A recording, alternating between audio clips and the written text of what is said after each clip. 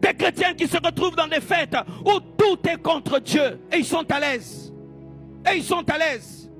Et dans ce domaine-là, les musulmans ont beaucoup de choses à nous apprendre. Beaucoup de choses à nous apprendre. Ils sont plus fidèles au Coran que beaucoup de chrétiens. Parce qu'eux, ils sont prêts à mourir pour leur Coran. Mais les chrétiens ne sont pas prêts à mourir pour leur Bible. Je ne comprends pas ces hommes et ces femmes qui toute l'année ont été devant Dieu pour que Dieu les protège. Et lorsque Dieu les protège, ils arrivent en décembre, ils finissent dans les boîtes de nuit. Comment est-ce que Dieu te protège de janvier jusqu'en décembre? Et toi, pour le remercier, tu finis dans une boîte de nuit. Nous les chrétiens, nous ne clôturons pas nos années dans une boîte de nuit. Nous clôturons dans les veillées de prière, en train de louer, en train d'adorer. Et j'interdis tout chrétien de finir l'année dans une boîte de nuit. Un enfant de Dieu ne finit pas l'année dans une boîte de nuit. Jésus était-il tout le temps acclamé? Non. Les apôtres étaient-ils tout le temps acclamés? Non. Quelle est cette église qui veut tout le temps être aimée? Quelle est cette église qui consulte le monde avant de faire? Quelle est cette église qui consulte? Est-ce qu'ils vont aimer, ils vont acclamer pour faire? Ce n'est pas ça la parole. Si les apôtres s'étaient comportés ainsi, jamais l'évangile n'allait atteindre les extrémités de la terre. Regardez votre monde aujourd'hui. Il y a la dictature du péché. La dictature du péché.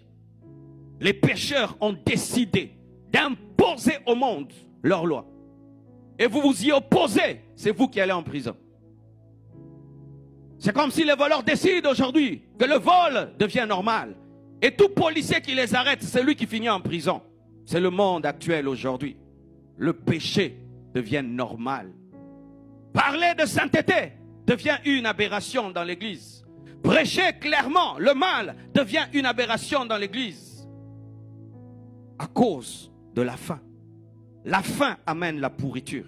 La faim amène la putréfaction. Et même la fin des années. La plupart des jeunes filles ont perdu leur virginité quand? En décembre.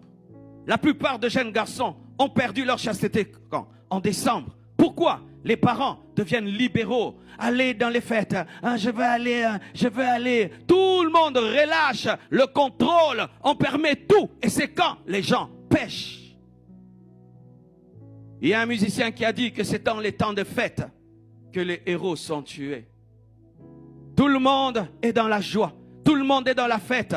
Et on baisse la garde. Et les gens commencent à se livrer au péché. Mais toi, garde la sainteté. Garde la pureté en cette fin d'année. Est-ce que je peux parler, mes frères? Je ne comprends pas ces hommes et ces femmes qui toute l'année ont été devant Dieu pour que Dieu les protège. Et lorsque Dieu les protège, ils arrivent en décembre.